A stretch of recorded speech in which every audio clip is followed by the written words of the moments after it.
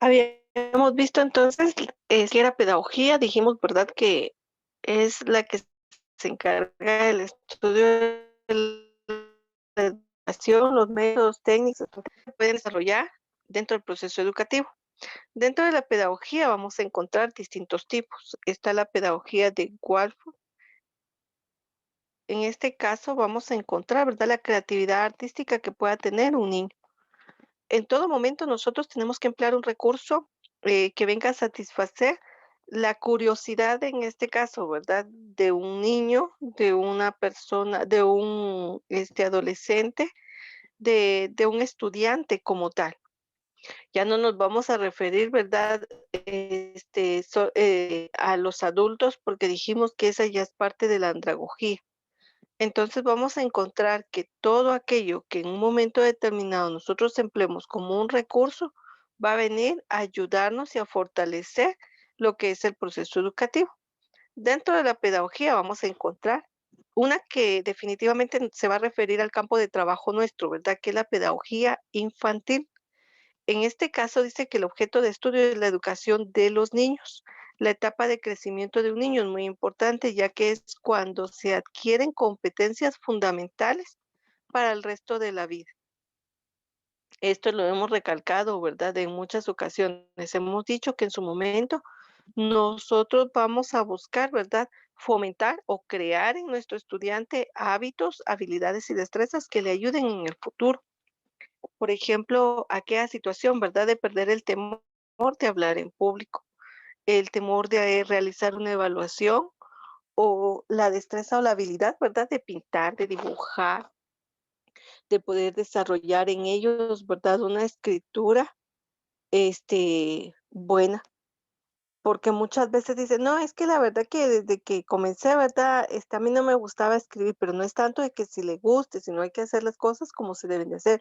O por ejemplo, en los cortes, les decía yo a muchos cuando estamos en clases presenciales, pero usted no tuvo, ¿verdad? Mucha estimulación, porque algunos no utilizamos la tijera como tiene que ser, y a veces cuando cortamos, rasgamos, en vez de cortar, rasgamos, pero es por la misma situación, ¿verdad?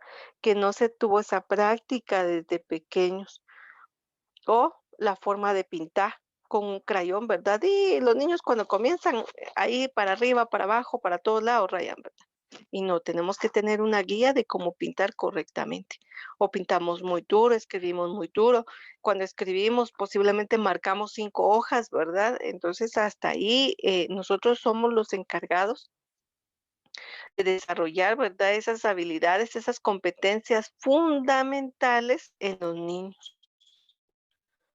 Les decía que en algunos momentos o en algún caso, dependiendo el nivel que le corresponde trabajar, van a encontrar ustedes que hay niños que todavía no saben ir al baño solos. Entonces, ahí hay una pequeña problemática, ¿verdad?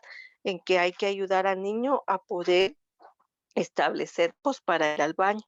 O posiblemente va por la edad, alguno, ¿verdad? Va a llegar todavía con el pachón de leche, porque no ha podido todavía, hacer el cambio, ¿verdad? De tomar, no sé, la pacha, el biberón, la mamila, como ustedes le llamen, para poder, beber la verdad en un vaso normal. Entonces van a llevar para sustituir un pachón. Entonces, todo eso es,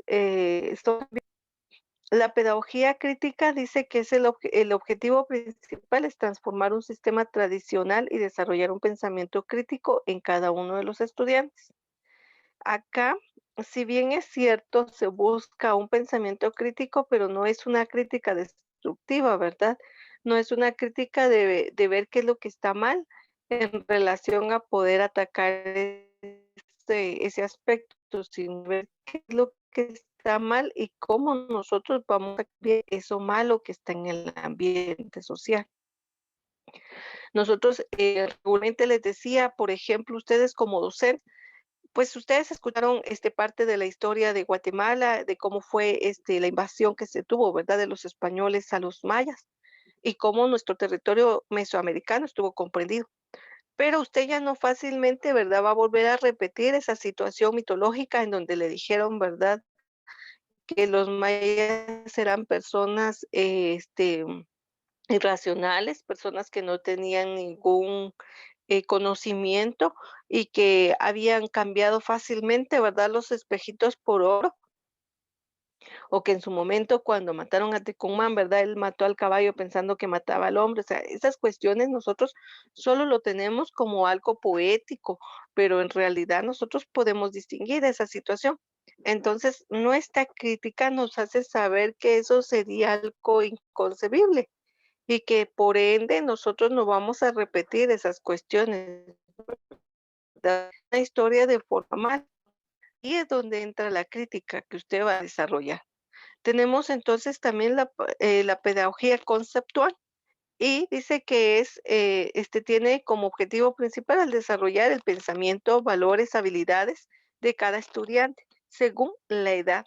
Y era lo que hablábamos, ¿verdad? ¿Cuáles son los tres aspectos que toman en cuenta dentro del desarrollo integral del estudiante?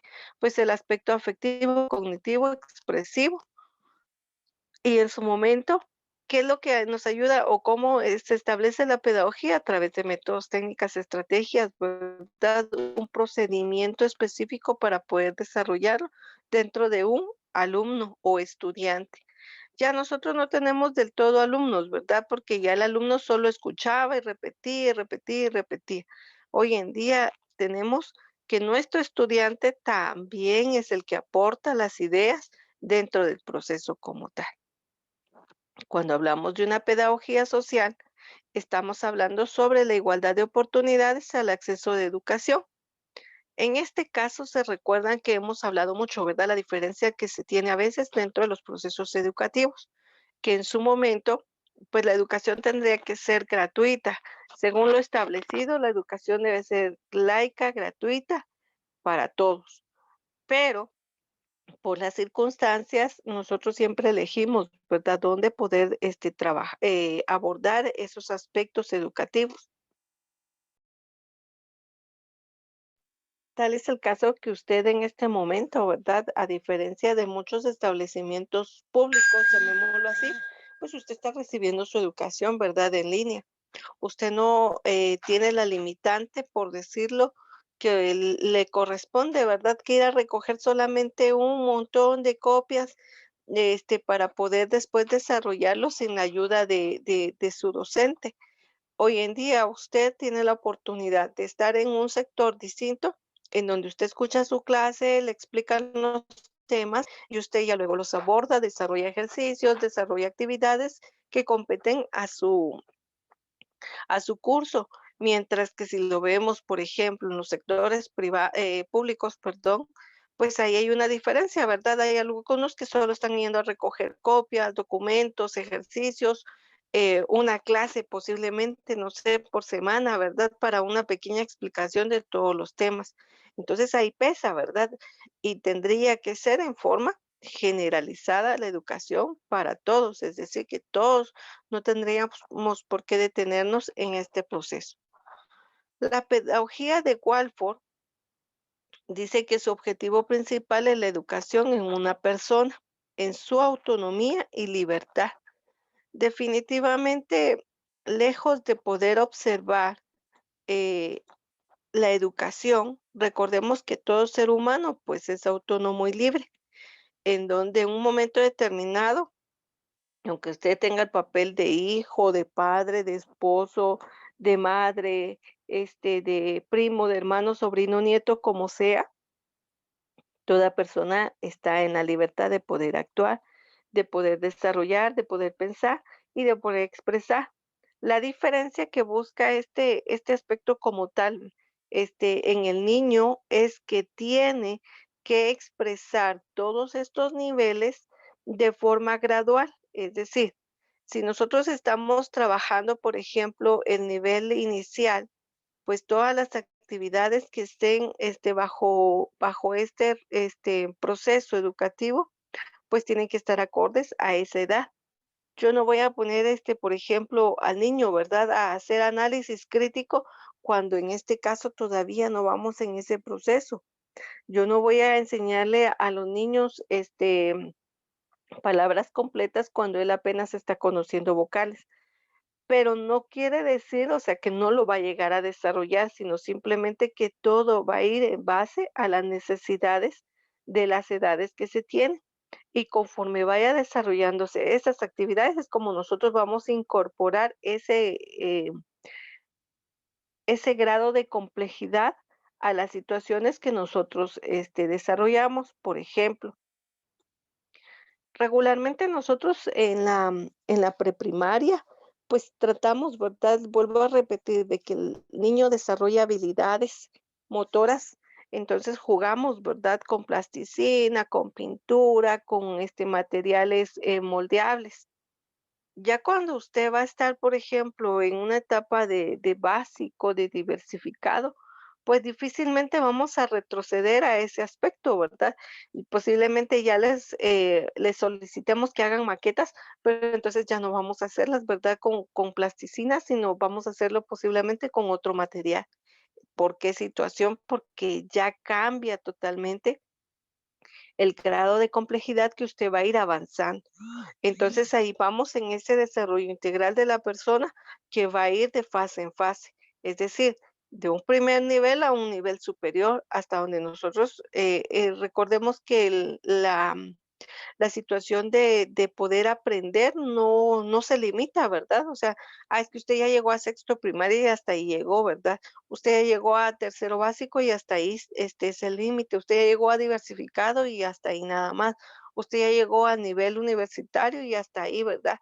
Usted ya llegó, pasó por la licenciatura, un posgrado y luego el doctorado de la carrera que usted lleva, ¿verdad? Y hasta ahí nada más llegó.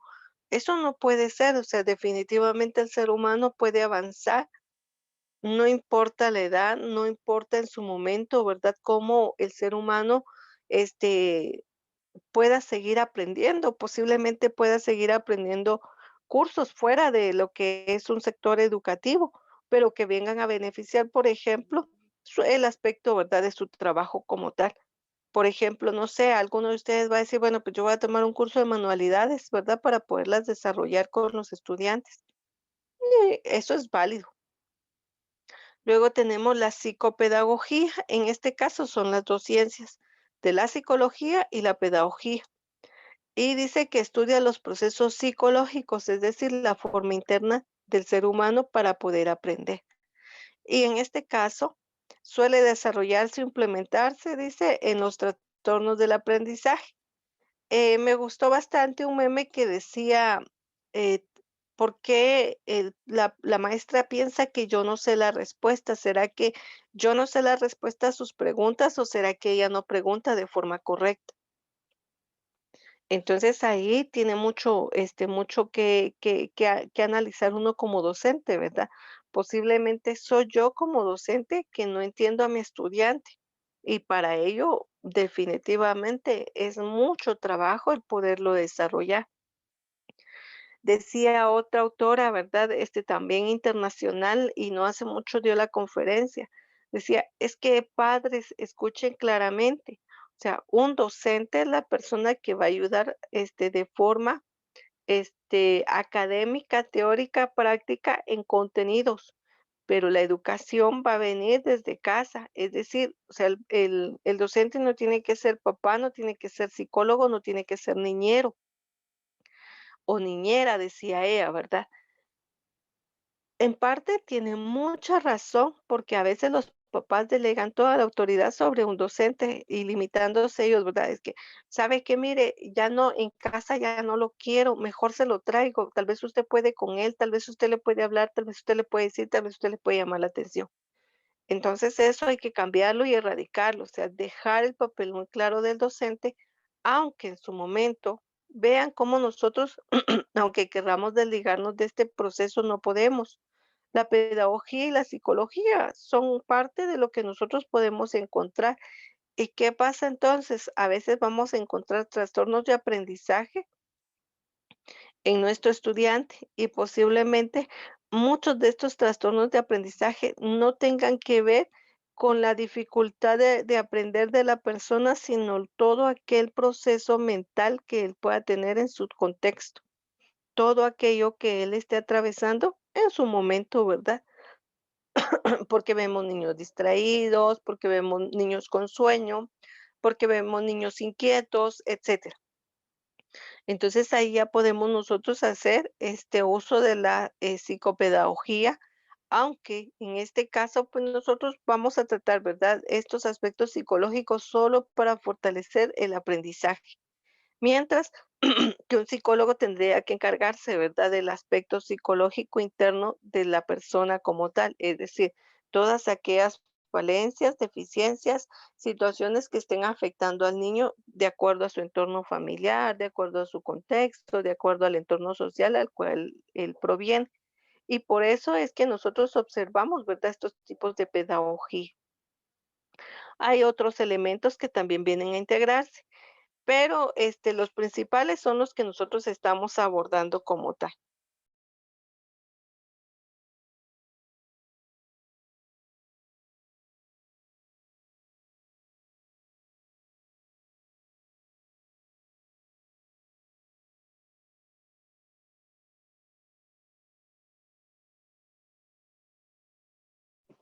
Y ahora dice carrera de pedagogía. En este caso solo es una pequeña inducción. Dice, existen muchas formas de poder optar la pedagogía en la universidad. Según los estudios, establece, ¿verdad?, diferentes enfoques o estudios que nosotros podemos tener en base a este desarrollo.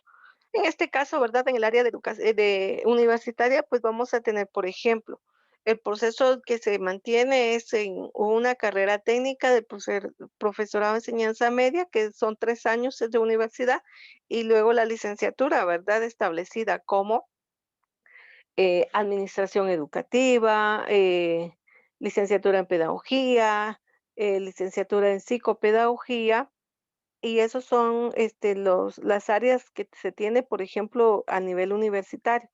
Ya después usted tiene de eso, ya puede usted continuar, ¿verdad?, con un posgrado según, lo que usted quisiera, poder llevar. Pero hoy en día, algo que ha resaltado bastante es este aspecto, lo que les decía, ¿verdad?, el combinar la psicología con la pedagogía. Pero para ello, en su momento, pues sí es importante mejor llevar los 2 elementos.